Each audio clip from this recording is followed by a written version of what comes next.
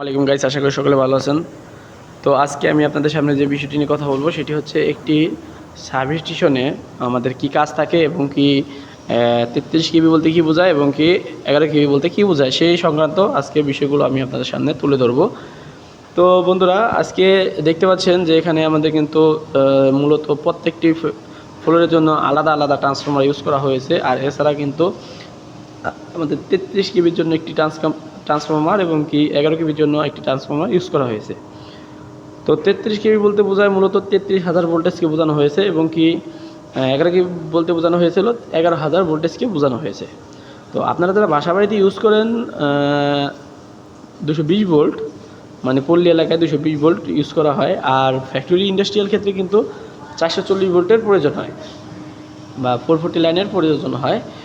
তো এইখানে দেখতে পাচ্ছেন যে একদিক দিয়ে আমাদের কিন্তু 33 কেবি ইনপুট হয়েছে আর আউটপুট হয়েছে কিন্তু আমাদের 11 কেবি ওই সাইড দিয়ে, সরি 11 কেবি এদিক দিয়ে ইনপুট হয়েছে আর আউটপুট হয়ে গেছে আমাদের ওইদিকে। এদিকে হলো প্রাইমারি সেক্টর আর ওইদিকে হলো সেকেন্ডারি সেক্টর। প্রাইমারি সেক্টরে আমাদের 11 কেবি ইনপুট আর আউটপুটে 440 ভোল্ট বের হয়েছে এই ট্রান্সফরমারটি দিয়ে। তো এটি হচ্ছে ওপেন ট্রান্সফরমার।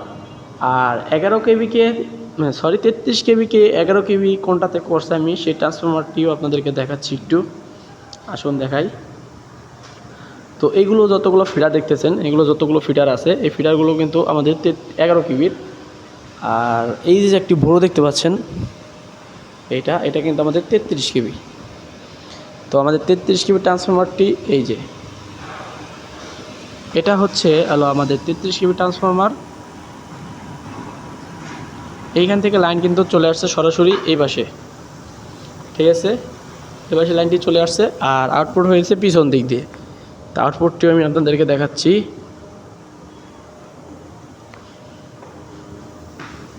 তো বন্ধুগণ, দেখতে পাচ্ছেন এই হচ্ছে আমাদের আউটপুট। তো তারে কিন্তু প্রচুর পরিমাণে স্পার্ক করতেছে, দেখতে পাচ্ছেন 33 কেবির প্রেসারে কিন্তু তারে খুব স্পার্কিং করতেছে এবং তারটি কিন্তু পুড়ে গেছে।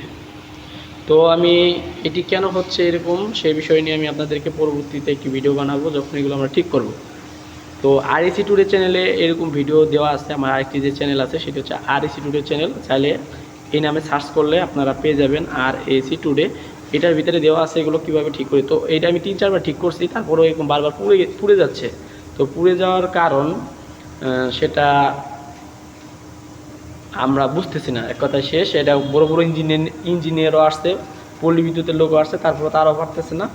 তো এটা বেশি সম্ভবত ওয়্যারটা মানে চেঞ্জ করতে হবে। ওয়্যারটি মনে হয় মানে এটা তো 95 RM, এটা মনে হয় হয়তো বা 120 RM দিতে হবে। তো এই বিষয় নিয়ে আমি আপনাদের সাথে পরবর্তী একটি নতুন ভালো একটি ভিডিও করে দেখাবো কি। তবে এখন যে বিষয়টি আমি আপনাদেরকে বোঝাতে চাইলাম যে একটি সাবস্টেশনে যে আমাদের যে কাজগুলো থাকে সেটি হচ্ছে, যদি কোনো প্রকার যান্ত্রিক সমস্যা বা ত্রুটি হয়, দেখা গেল ফ্লোরে আগুন লেগে গেছে বা মেশিনে আগুন লেগে গেছে, ইমার্জেন্সি আমাদের ব্রেকার অফ করতে হবে। সেক্ষেত্রে আমাদের যদি সাবস্টেশনে ফোন করে বলে দেয় যে ফ্লোরের সমস্যা, আমরা যারা সাবস্টেশনে ডিউটি করি তখন কিন্তু আমাদের কিন্তু এই যে বাটনগুলো দেখতে পাচ্ছেন, এখানে কিন্তু কয়েকটি বাটন আছে।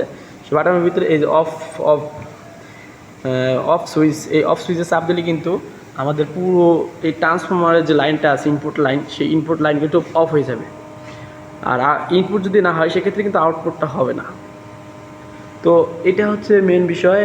আপনাদের যখন ইন্টারভিউ নিবে সেক্ষেত্রে কিন্তু এগুলো আপনাদের জিজ্ঞাসা করবে। আর অন করতে হয় মূলত এই যে অন সুইচ লেখা আছে, অন সুইচে চাপ দিলে অন হয়ে যাবে। তো এখানে মূলত এই দুটো সুইচ মেন কাজ। আর এখানে মোটর সুইচ আছে একটি, এটি হচ্ছে ভ্যাকুয়াম সার্কিট ব্রেকারের জন্য। এই যে মোটর সুইচ, ভিতরে একটি ভ্যাকুয়াম সার্কিট ব্রেকার আছে। তো এই যে ভ্যাকুয়াম সার্কিট ব্রেকারটা যে লাগাইছে সেটা কিন্তু চার্জের প্রয়োজন হয়, যার কারণে কিন্তু এখানে কিছু ব্যাটারিও থাকে।